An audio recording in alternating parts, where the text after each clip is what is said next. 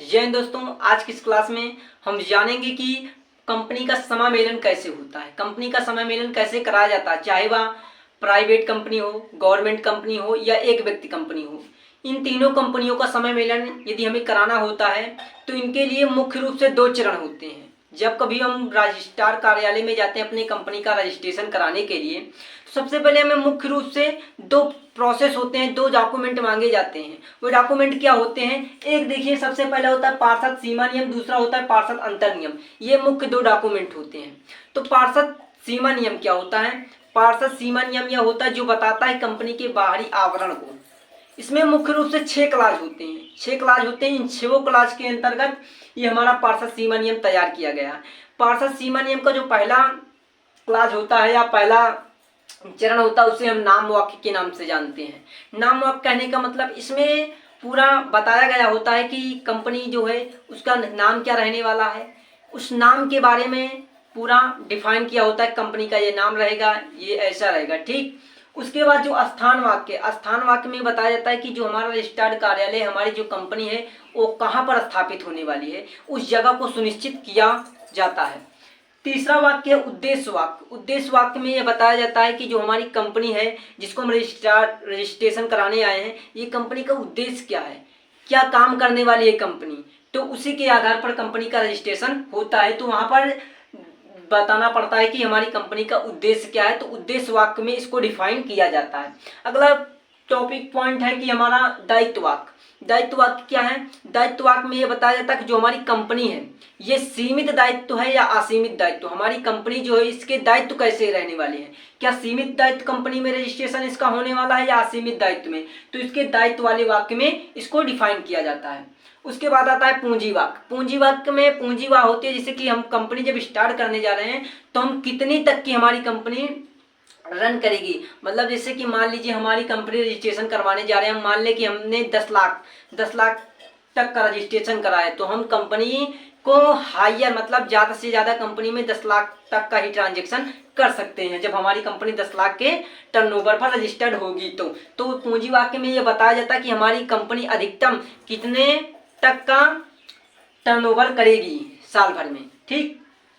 उसके बाद हस्तांतरण वाक्य। हस्तांतरण वाक्य ये होता है जब हम पार्षद सीमा नियम के अंतर्गत जब हस्तांतरण वाक्य में ये होता है कि जैसे हम कंपनी का रजिस्ट्रेशन कराने जाते हैं, यदि हमारी सरकारी कंपनी होती है जिसे हमें सरकारी कंपनी या पब्लिक कंपनी कहते हैं, तो पब्लिक कंपनी के लिए हमें 7 सदस्य की आवश्यकता होती है। कंपनी रजिस्ट्रेशन कराने के लिए हमें 7 सदस्यों की आवश्यकता होती है। और वहीं पर यदि हम प्राइवेट कंपनी की बात करें तो हमें 2 सदस्यों की आवश्यकता होती है। और एक व्यक्ति कंपनी की हो तो हमें एक व्यक्ति की आवश्यकता होती है। तो वहाँ पर हस्ताक्षर वाक्य में यदि हमारी सरकारी कंपनी होगी, पब्लिक कंपनी होगी, तो उसके लिए हमें 7 सदस्यों की यहाँ पर साइन की आवश्यकता होगी। तो हस्ताक्षर वाक्य में हम सदस्यों की साइन कराते हैं जो कि सहमत होते हैं, जो इस कंपनी के निर्माण के लिए सहमत होते हैं, इसके सम्मेलन के लिए सहमत होते हैं और वहाँ पर साइन करते हैं। तो ये होता है पार्षद सीमा नियम। पार्षद सीमा नियम जिसमें 6 क्लास होते हैं। 6 क्लास के नाम इस प्रकार होते हैं। तो पार्षद सीमा नियम में हमें बताता है कि कंपनी के बाहरी आवरण कैसा होगा, कंपनी की सीमा क्या होगी, इसका उद्देश्य क्या होगा, इसका नाम क्या है और इसमें कितनी पूंजी लगाई जाएगी, इसका लगभग टर्नओवर कितना होगा और हस्ताक्षर कौन कौन इस कंपनी को समामेलन किया, इतना रजिस्ट्रेशन कराने में इसका रजिस्ट्रेशन कराया है।